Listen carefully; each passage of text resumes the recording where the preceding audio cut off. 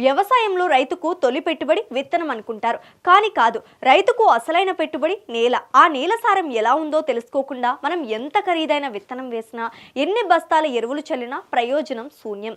ఈ మధ్య కాలంలో వ్యవసాయంలో పెట్టుబడి ఖర్చులు విపరీతంగా పెరిగిపోయాయి. ముఖ్యంగా రసాయన ఎరువుల వాడకం తారాస్థాయికి చేరింది. భూమికి ఏ పోషకాలు అవసరమో తెలుసుకోకుండా యూరియా, డిఏపి, పొటాష్ అంటూ గుడ్డిగా చల్లేస్తున్నారు. దీనివల్ల భూమి సారం దెబ్బతినడమే కాకుండా రైతుల జేబులకు చిల్లులు పడుతున్నాయి. దీనిపై రాష్ట్ర రైతు కమిషన్ చైర్మన్ కోదండరామిరెడ్డి రైతులను అప్రమత్తం చేశారు. ప్రతి రైతు విత్తనం నాటే ముందు ఖచ్చితంగా మట్టి పరీక్ష చేసుకోవాలని స్పష్టం చేశారు. అసలు మట్టి పరీక్ష చేయించడం వల్ల కలిగే లాభాలేంటి, నమూనా ఎలా సేకరించాలి వంటి వివరాలను ఇప్పుడు చూద్దాం.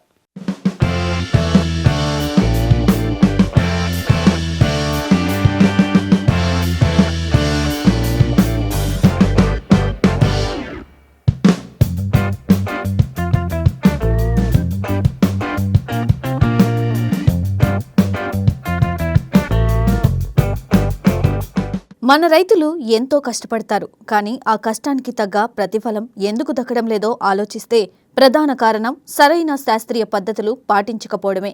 అందులో మొదటిది, అత్యంత ముఖ్యమైనది, సాగుకు ముందు మట్టి పరీక్ష. చాలా మంది రైతులు తమ పొలంలో ఏ పోషకాలు ఉన్నాయో, ఏవి లోపించాయో తెలుసుకోకుండా కంటికి కనిపించిన ప్రతి రసాయన ఎరువును గుడ్డిగా చల్లేస్తుంటారు. పక్క రైతు 4 బస్తాల యూరియా వేస్తే మనోళ్ళు 5 బస్తాలు వేస్తారు. కానీ అది నేలకు మేలు చేయడం కంటే కీడే ఎక్కువ చేస్తుంది. ఒక మనిషికి విటమిన్ డి లోపిస్తే ఐరన్ టాబ్లెట్లు వేసుకుంటే జబ్బు ఎలా తగ్గదో భూమికి కూడా అంతే. భూమిలో నత్రజని ఉండి జింక్ లేదా బోరాన్ లోపిస్తే రైతులు మాత్రం యూరియానే చల్లుతూ పోతారు. దీనివల్ల దిగుబడి పెరగకపోగా భూమి నిర్జీవమైపోతుంది. మట్టి పరీక్ష చేయించకుండా సాగు చేయడమంటే కళ్లకు గంతలు కట్టుకొని పరిగెత్తడమే అని అంటున్నారు రాష్ట్ర రైతు కమిషన్ చైర్మన్ కోదండరామిరెడ్డి. ఏ నెలలో ఏ పోషకాలు ఎంత శాతంలో ఉన్నాయో తెలుసుకోకుండా రసాయనాలు వాడడం వల్ల భూమి క్రమంగా చౌడు భూమిగా మారుతుందని హెచ్చరిస్తున్నారు.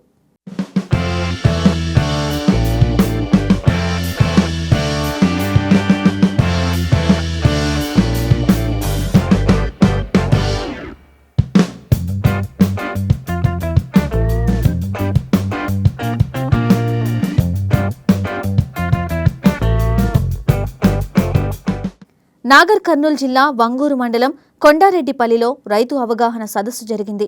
ఈ కార్యక్రమంలో కోదండరామిరెడ్డితో పాటు కలెక్టర్ బాదావత్ సంతోష్, అచ్చంపేట ఎమ్మెల్యే వంశీకృష్ణ పాల్గొన్నారు. ఈ సదస్సులో రైతులకు భూసార పరీక్షల ప్రాముఖ్యత, ఎరువుల వినియోగ విధానాన్ని వివరించారు. ఈ సందర్భంగా కోదండరామిరెడ్డి మాట్లాడుతూ రైతులు పంట సాగుకు ముందే మట్టి పరీక్షలు చేయించాలని, ఈ సమాచారం ఆధారంగా ఎరువుల వినియోగం, నీటి నిర్వహణ, పంటల ఎంపిక సులువుగా మారుతుందని అన్నారు. అవసరానికి మించి ఎరువులు వాడడం వల్ల రైతులకు ఆర్థికంగా నష్టం కలగడంతో పాటు భూమిలో సారం కూడా తగ్గిపోతుందన్నారు. రైతుల ఆదాయాన్ని పెంచేందుకు శాస్త్రీయ పద్ధతులు అనుసరించాలని సూచించారు.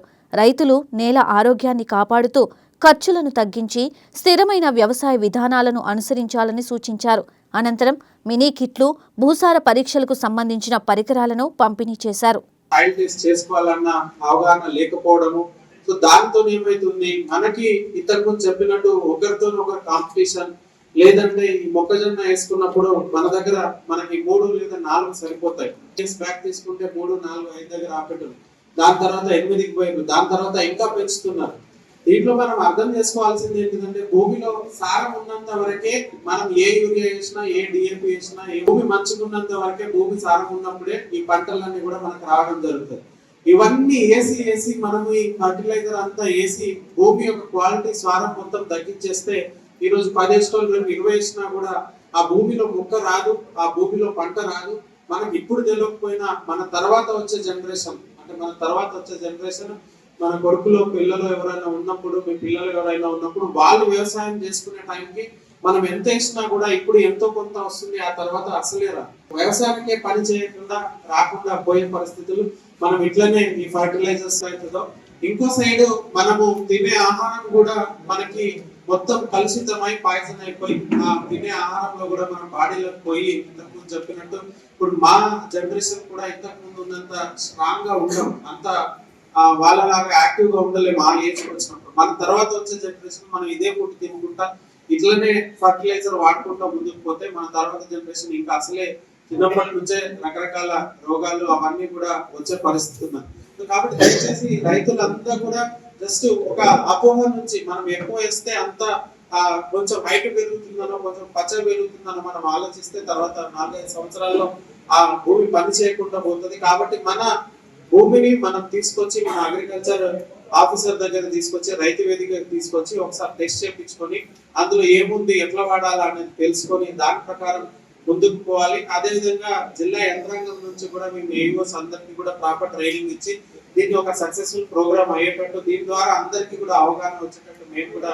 టేకప్ చేసుకుంటున్నాం సార్. మరి ఈ మట్టి పరీక్ష ఎలా చేయించాలి, మట్టి నమూనాను ఎలా సేకరించాలి అంటే పొలంలో అక్కడక్కడ వి ఆకారంలో 1 అడుగు లోతు గుంత తీసి పక్కల నుండి మట్టిని సేకరించాలి. చెట్ల కింద గట్లు దగ్గర, ఎరువుల కుప్పల దగ్గర మట్టిని తీసుకోకూడదు. అలా పొలంలో 5 నుండి 10 చోట్ల సేకరించిన మట్టిని ఒక దగ్గర పోసి బాగా కలపాలి.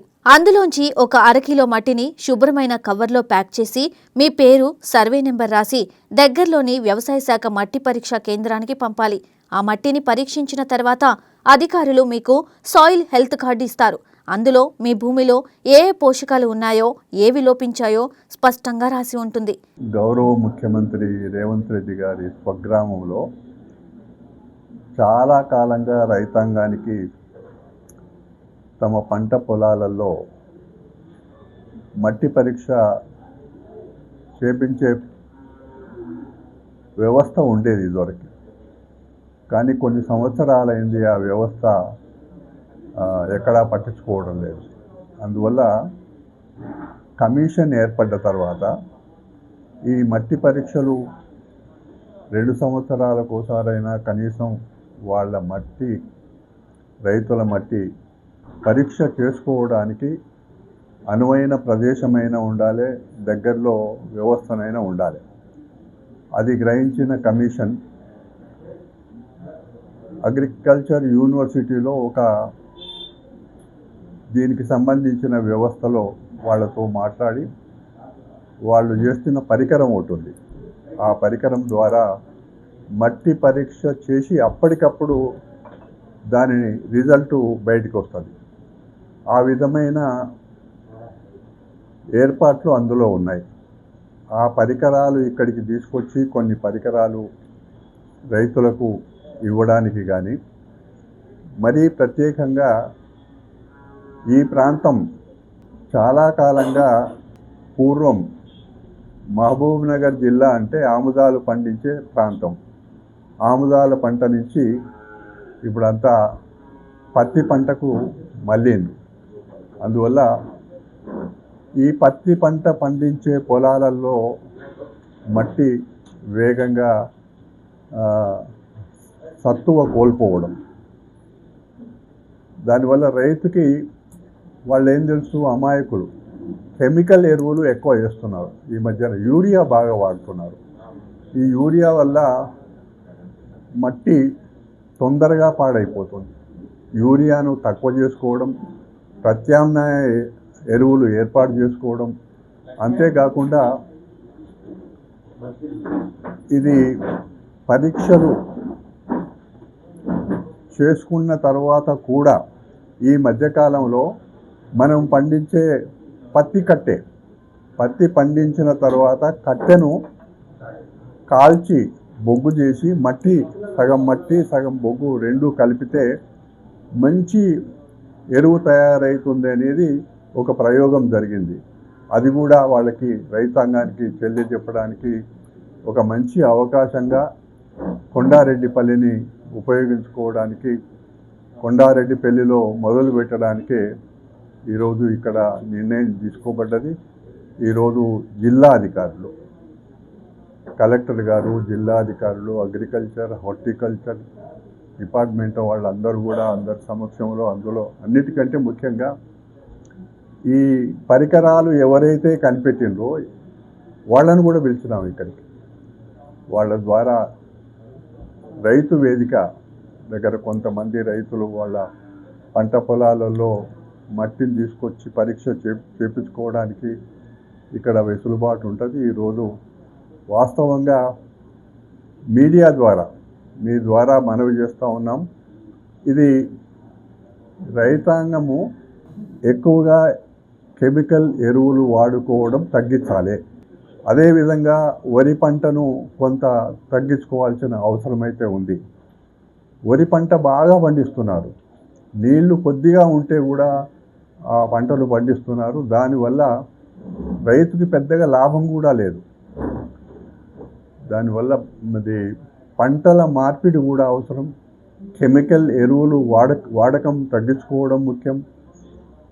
వాళ్ళ మట్టి పరీక్షలు కూడా చేసుకోవడం ముఖ్యం. కాబట్టి దీన్ని ఇక్కడ ముఖ్యమంత్రి గారి నియోజకవర్గంలో ఇది ముఖ్యమంత్రి గారి గ్రామంలో ఇది ఈ రైతాంగానికి ఇది ప్రదర్శన చేస్తే ఇది రాష్ట్రమంతా మీరే తీసుకుపోవాలి, మీరే బాధ్యులు.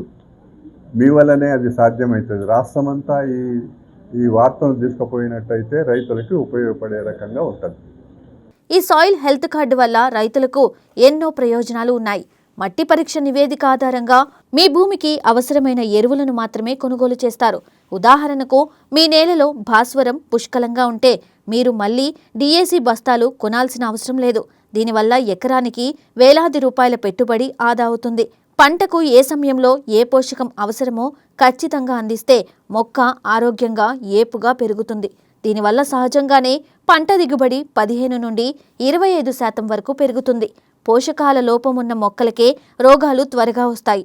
సరైన మోతాదులో ఎరువులు అందిస్తే మొక్కకు రోగనిరోధక శక్తి పెరిగి చీడపీడలను తట్టుకుంటుంది. తద్వారా పురుగుమందుల ఖర్చు కూడా తగ్గుతుంది. గుడ్డిగా రసాయనాలు చల్లడం వల్ల నేల చౌడుబారుతుంది. మట్టి పరీక్ష ద్వారా సేంద్రియ కర్బనం శాతం తెలుసుకుని తగిన పశువుల ఎరువు వేయడం వల్ల భవిష్యత్తు తరాలకు సారవంతమైన భూమిని అందించవచ్చు.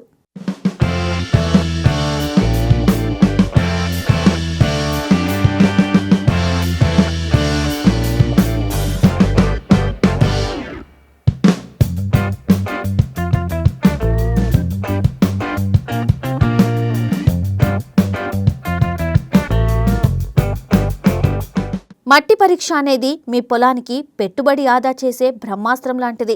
ఒక్కసారి మట్టి పరీక్ష చేయిస్తే 3 ఏళ్ల వరకు ఆ రిపోర్ట్ ఆధారంగానే మీరు ఎరువులు వాడుకోవచ్చు. గుడ్డిగా వ్యవసాయం చేసే రోజులు పోయాయి. సైన్సుతో సాగు చేస్తేనే రైతు రాజు అవుతాడు. కాబట్టి ఈ ఖరీఫ్ లేదా రబీ సీజన్లో విత్తనం వేసే ముందు మీ భూమికి మట్టి పరీక్ష చేయించండి. లాభాల బాటలో పయనించండి.